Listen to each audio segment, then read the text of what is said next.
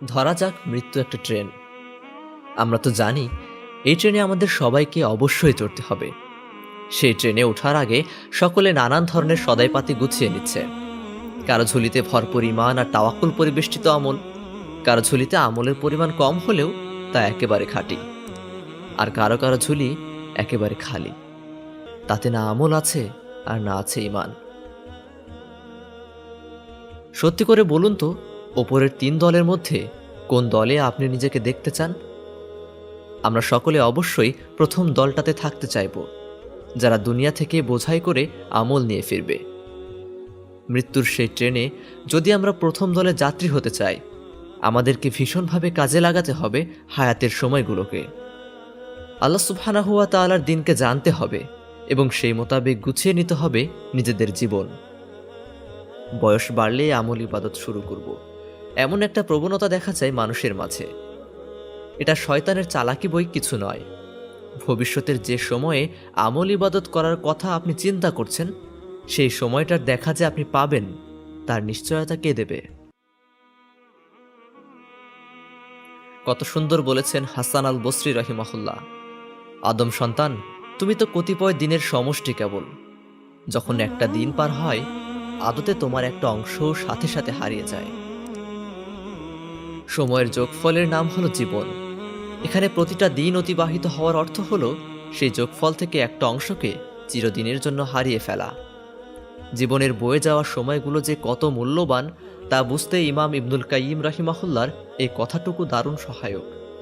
তিনি বলেছেন, সময় অপচয় মৃত্যুর চাইতে ভয়ানক ব্যাপার, কারণ মৃত্যু মানুষকে দুনিয়া ও দুনিয়াবাসী থেকে পৃথক করে দেয়, আর সময় অপচয় মানুষকে পৃথক করে দেয় তার রব থেকে।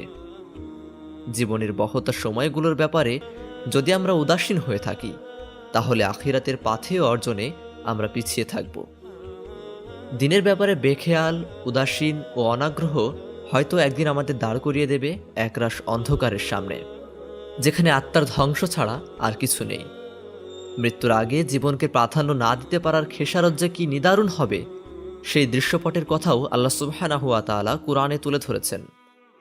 যারা মত্ত থাকবে দুনিয়া নিয়ে কিন্তু ভুলে যাবে আখিরাতের জীবনের কথা, তাদের অনিঃশেষ আফসোসের বর্ণনা তুলে ধরে আল্লাহ সুবহানাহু ওয়া তাআলা বলেছেন, يقول يا ليتني قدمت لحياتي সে আক্ষেপ করে বলবে, হায়, এ জীবনের জন্য আমি যদি আগে কিছু পাঠাতাম।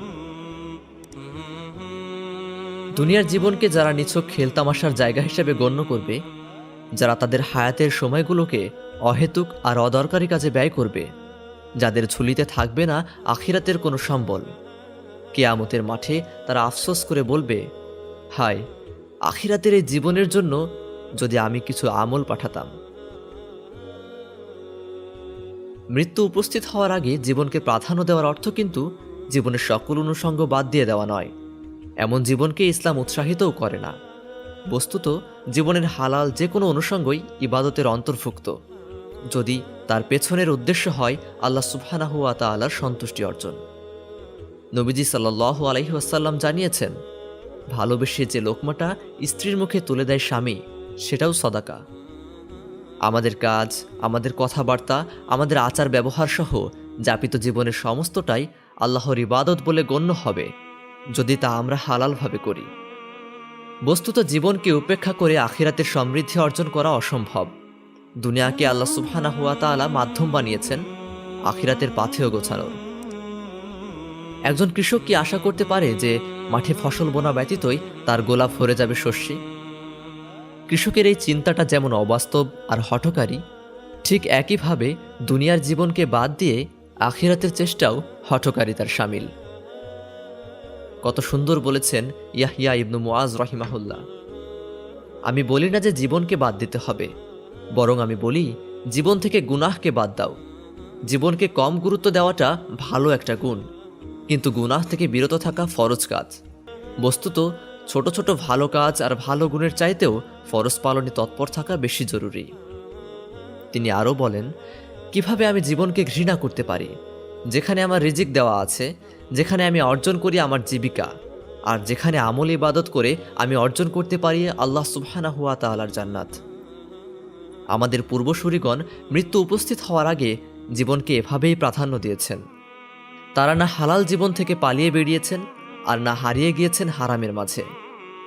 জীবনের শেষ ডাকটা উপস্থিত হওয়ার আগে আমরা যেন আখিরাতের জন্য যথেষ্ট আমল সদাই করে ফিরতে পারি, আমাদের সমস্ত জীবনটাকে যেন আমরা রূপান্তর করতে পারি আমলের ভরা মৌসুমে। কাইমানো বাক্যে এই প্রার্থনা।